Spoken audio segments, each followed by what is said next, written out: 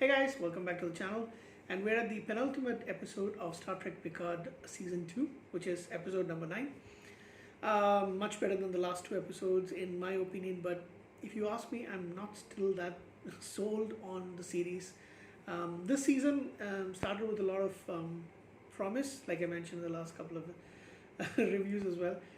Anyway, so we see Jurati, and the she's converted these special ops kind of people into Borg, and they go and attack the La Serena.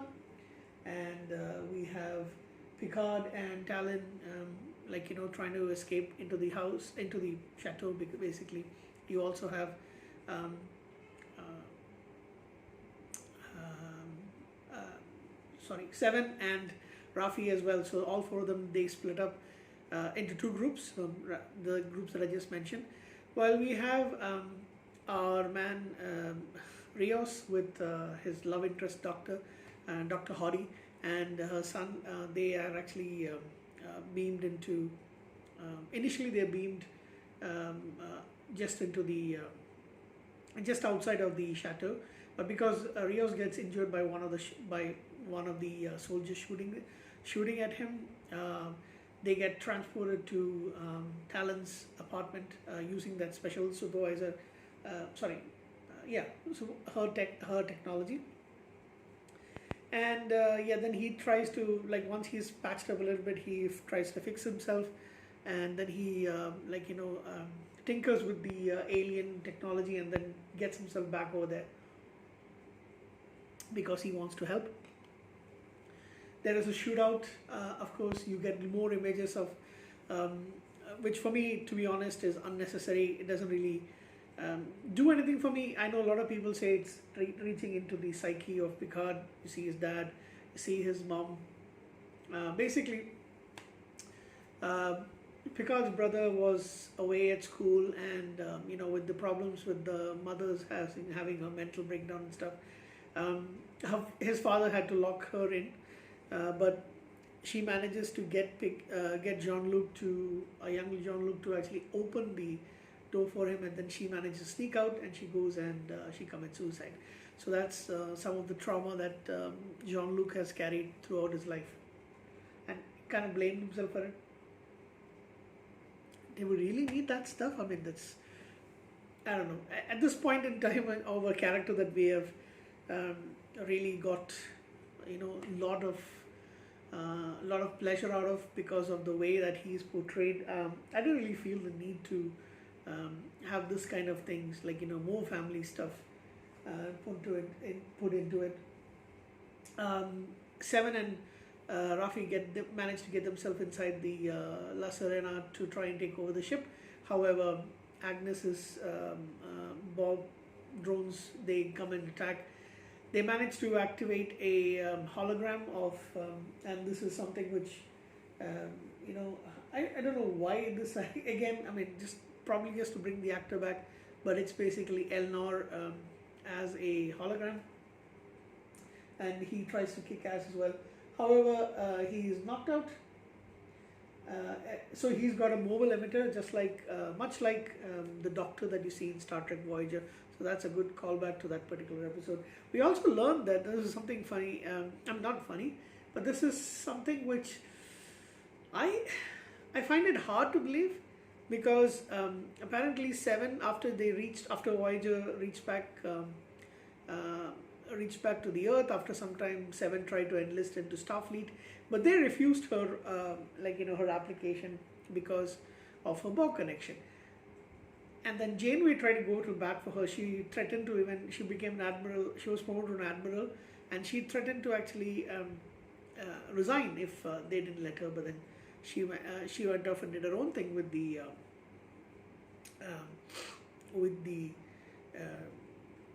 what was those? The Rangers, the Fenway Rangers, and to be honest, wouldn't Starfleet's top honchos, head honchos, want somebody of Seven's experience with the Borg to be a consultant? maybe not even send her out into a different ship or anything like that, but give her an assignment closer to Earth, maybe on the Jupiter station or some other place, and have her work with the team that's trying to work on weaponizing or shield technology against the Borgs, against the Borg cubes and their weaponry and all that stuff. I think that would have made a lot more sense, but they didn't. I guess I don't know what happened. So the hologram Elnor does come outside of the arena, of the last arena, but he is finally knocked out, and then Seven is shot, and Bogati, basically, as we are calling her now, she is about to kill Seven, but Rafi pleads with her, and they decide that they will give her the ship. That's where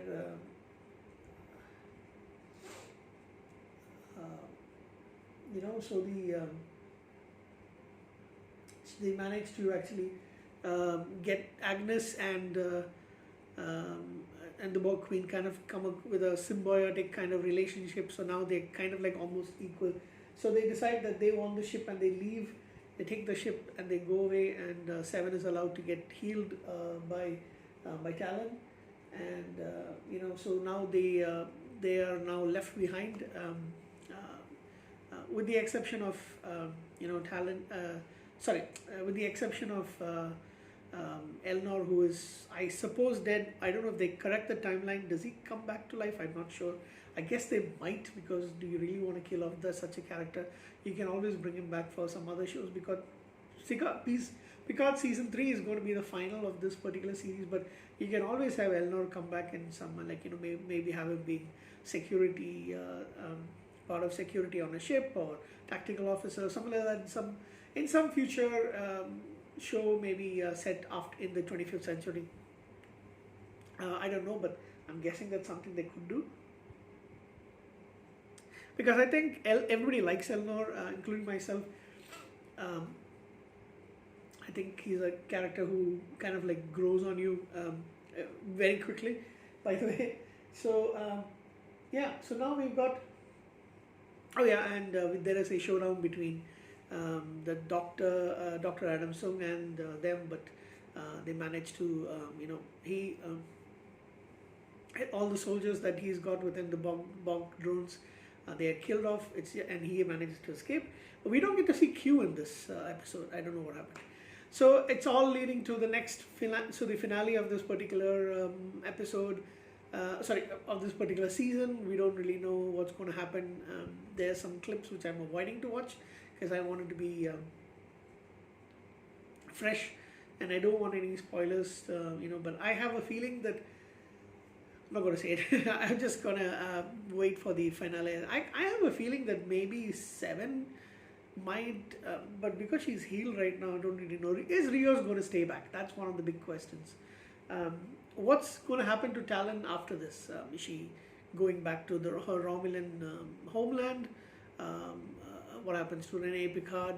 There's this thing about that's what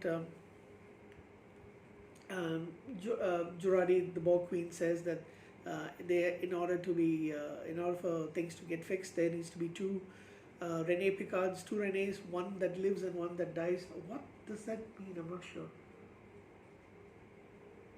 I'm sure we'll find out pretty soon, but I hope they do close this timeline.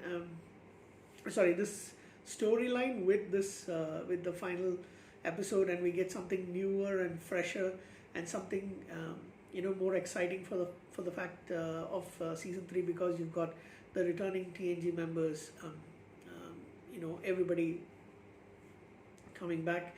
I'll talk about that in another video separate from this. I didn't actually do it earlier because and I mentioned why also. I'll talk about that a little later, but there's a particular reason why I didn't shoot a video for that, as my reaction to finding out late at night that this is actually happening. Anyway, so we've all set for a hopefully a really good finale with we get to see things fixed, but To be honest, I'm disappointed with this season, as I'm disappointed with the first. Although I did give the first season an 8 out of 10, this season started way better. Sorry about that. Yawn came in without. I'm not able to control it. But things didn't really add up for me in this. And I hate. I realize this. I've said it probably many times. I hate time travel episodes, especially in Star Trek. With certain exceptions, of course, there are some good episodes, but this one, this kind of thing in particular, I don't really buy. Anyway, I'll give this one a 7.5 out of 10. I had its positive moments. Of course, whenever they go back to Picard's past is when I start getting bored. I start playing around with my phone. Yeah. So anyway, guys, that's it for me for episode number 9 of season 2, Star Trek Picard. And the big news is, of course, next week, along with Star Trek Picard episode 10, we are also getting the pilot episode, the premiere episode of Star Trek Strange New Worlds. I'm really excited for that one. Please be good. Anyway, guys, take care. Bye-bye.